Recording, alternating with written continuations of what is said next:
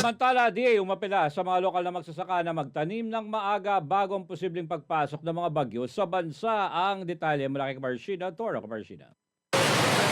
Opisyal nang pumasok ang buwan ng Hunyo, hudyat ng pagsisimula ng tag-ulan sa bansa ayon sa Philippine Atmospheric, Geophysical and Astronomical Services Administration o PAGASA. Kasabay nito ang babala ng mga eksperto. Asahan na ang madalas at malalakas sa pag-ulan na dala ng habagat, low pressure area at mga bagyong maaaring pumasok sa Philippine Area of Responsibility o PAR. Sa harap ng ganitong kondisyon, tumitindi rin ang banta sa sektor ng agrikultura na isa sa mga una at pangunahing naaapektuhan ng pagbaha at matinding pagbabago sa panahon. Dahil dito, nananawagan na ang Department of Agriculture sa mga lokal na magsasaka na magtanim ng mas maaga bilang paghahanda at pag-iwas sa pinsalang maaaring idulot ng mga bagyo sa kanilang mga pananim. Hinimok ngayon ng DA ang mga magsasaka ng palay na baguhin ang kanilang cropping calendar upang makaiwas sa mga panahong mataas ang banta ng pagkasira ng ani. Hindi pa ganun kadami na convince natin ng mga rice farmers to really plant ahead. Kasi nga yung bagyo natin, normally, ang kalakasan yan, mga bare season, bare months. At pag pumasok yun, about 4 to 5 typhoons talaga yung very destructive on a natural scheme of things sa atin.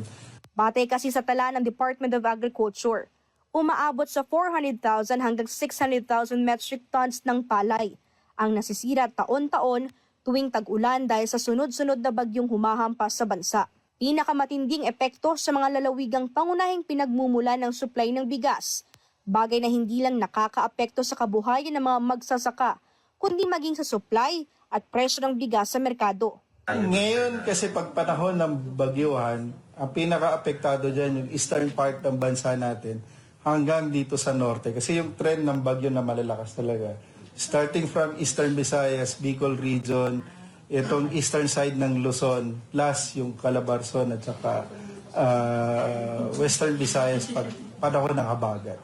Sa kabila ng nararanasang masamang panahon, sabi ng ahensya, hindi pa raw ramdam ang epekto ng pag-uulan sa presyo ng bilihin. Wala tayong nakikitang paggalaw. Halos very stable yung presyuhan. Pero ang pahayag na yan ng opisyal ng Agriculture Department ay tila kabaliktaran sa aktwal na nangyayari ngayon sa mga pamilihan. Ayon kasi sa mga tindera, ramdam na nila ang pagtaas sa presyo ng ilang gulay, partikular na ang mga gulay Tagalog at gulay Bagyo.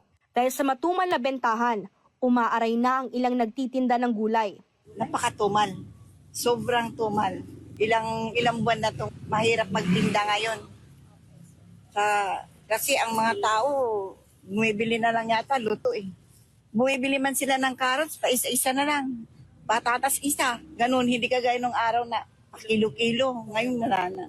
Babala pa nga ng mga tindero, posible pang tumaas ang presyo ng gulay sa mga susunod na linggo kung hindi magbabago ang lagay ng panahon. Usually, magkano inaas po yan? Nasa 20 to 40. Per kilo. Na-adjust lang din namin ng para hindi mabigatan yung mamimili. Para bigyan ng discount. Para sa Diyos at sa Pilipinas kung mahal. Ito si Sheena Torno, SMNI News.